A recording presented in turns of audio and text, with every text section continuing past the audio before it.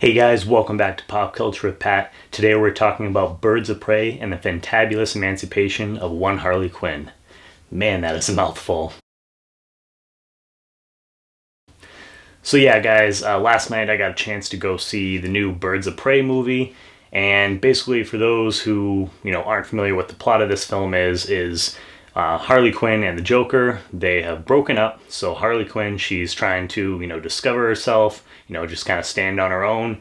And while she's trying to do this, she quickly realizes that a lot of people really don't like her, and actually a lot of people want to kill her at this point now that Mr. J isn't around anymore. So that's a bulk of this movie. You do get the different Birds of Prey characters introduced throughout the film, but they really don't kind of come together till almost the end of the movie. So for the most part, it definitely centers on Harley Quinn quite a bit.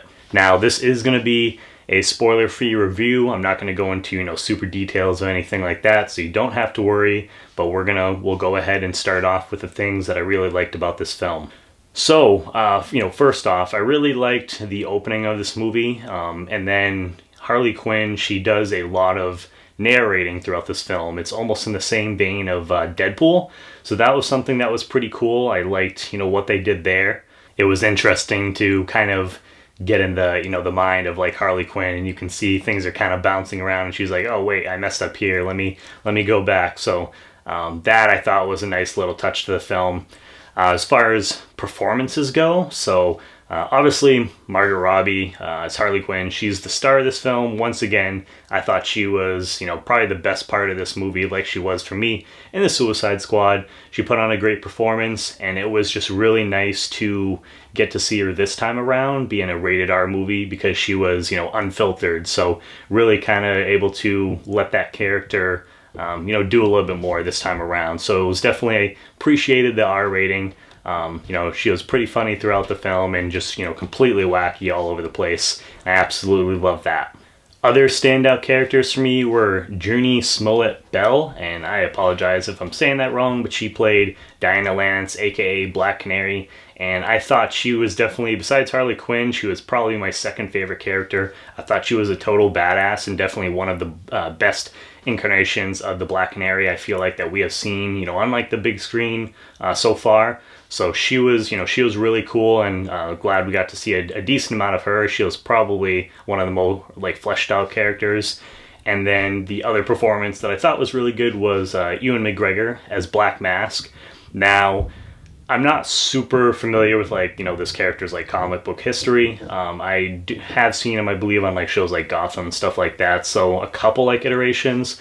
But with this character, what I liked is that he was, you could tell he was like definitely a villain. He wasn't just like kind of the standard, oh, I'm a bad guy, da da da da. No, he definitely does some messed up stuff, and you could see, there's definitely a difference between him and kind of our anti-heroes. So I thought he put on a great performance. He, like I said, he was really mean, but then also at times he was a little cartoonish. And, sometimes that can work against, like a character. But in this case, I thought it kind of added to it, because he could be doing something that's really messed up, but then like 2 seconds later being like, ew, I got like, blood and guts like all over me. And like, you just laugh then. So I thought he really gave a good performance as well. Now, throughout the film, too, there's quite a few different action scenes, and I thought that, everything was shot really nicely, and everything, the fights were coordinated really well. So, props to Kathy Yan, that she directed this film. Like I said, I thought everything, the editing style, everything like that looked really well. For the fights, you could actually see, what was like going on. It wasn't kind of like a mess where it's like, everything's like shaky, like all over the place. So the fight scenes were definitely a standout for me. Now we will go ahead and get into the bad parts, because for this film, it was a mixed bag for me. There was, as you could see, there was a few things that I really did like about this movie, but there was definitely, I'd say, like an equal amount of bad as well. So first is just the story, and the overall pacing was a little choppy at times, to say the least. There was, parts, I'd say the third act was probably my favorite and where I was like most interested in the beginning as well, but kind of in the middle, the story at times would just kind of fall apart a little bit, and It was a little boring at times to me. I know some people I've seen that they've loved the film, but it wasn't something where I was like super invested, in the story, and that probably had to do with some of the characters, because for the most part, the ones that I mentioned, Harley Quinn, Black Mask, and Black Canary, those were the ones that I really honestly cared about. One of the big characters that stood out for me that I just didn't really care for the performance or the portrayal was Victor Zsasz.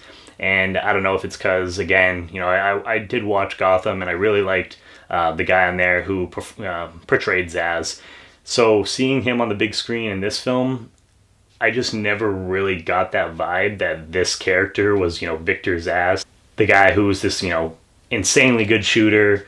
The only thing that you could really tell that it was him was, at one point he shows like he has like these scars all over him, and obviously if you guys know from like the comics, he marks himself up, whenever he ends up killing somebody. So that was the only time you really could tell like, oh, that's Victor Zsasz. But outside of that, I really didn't get that vibe from him.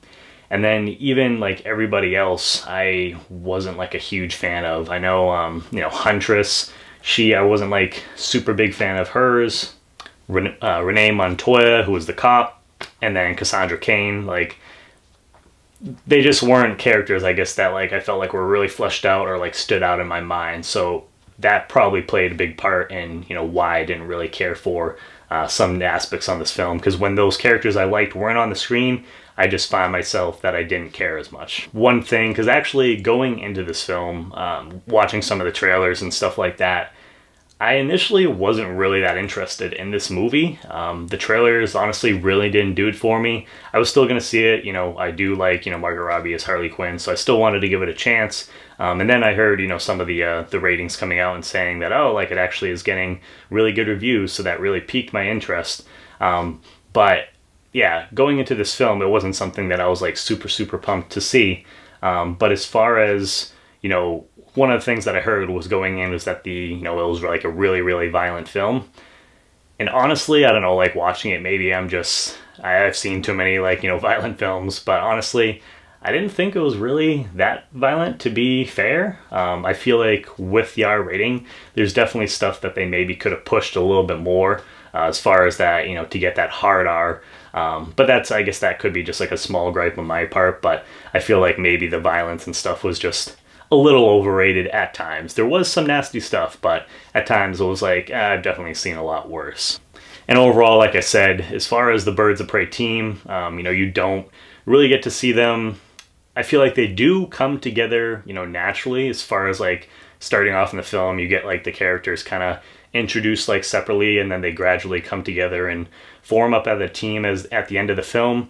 But overall, besides Black Canary and Harley Quinn, I really didn't care too much about the rest of the characters. So that was definitely a big, downer for me, because if you're not invested in the whole team, it's really not be something that's going to be super memorable for me. And movies have done that. Guardians of the Galaxy, I knew nothing about those characters going into the movie, and I ended up loving that film and that whole, cast by the end of the movie. So it's definitely able to be done. Now, by no means is this a bad film. I feel like I've seen, obviously I mentioned, a lot of reviews coming out that this was, an amazing film. It's getting really good reviews, but I've also seen some people saying that this was like, awful.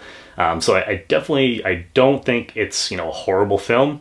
I would say for me overall, I would probably give this a solid 7 out of 10, kind of like average. Nothing that I don't know if it will be something that I'll go out and end up buying like once it comes out, but I feel like it's worth at least, checking out like one time. So let me know if you guys have seen the film, what your thoughts are down below in the comments. Did you like Birds of Prey more than you like Suicide Squad? And as always, guys, make sure if you are new to the channel, go ahead and hit that subscribe button, as well as the bell button next to it, just so that way you do get notifications for all my new videos. I will be posting, actually it might be out by the time I post this, I have a special interview with James Jude Courtney, who plays Michael Myers. We talk about, the filming of like the first Halloween 2018, and then we also talk about a little bit about like Halloween Kills. So I'm definitely really excited for you guys to check that out, so keep an eye out for that. And as always, guys, make sure to check back for more Pop Culture with Pat.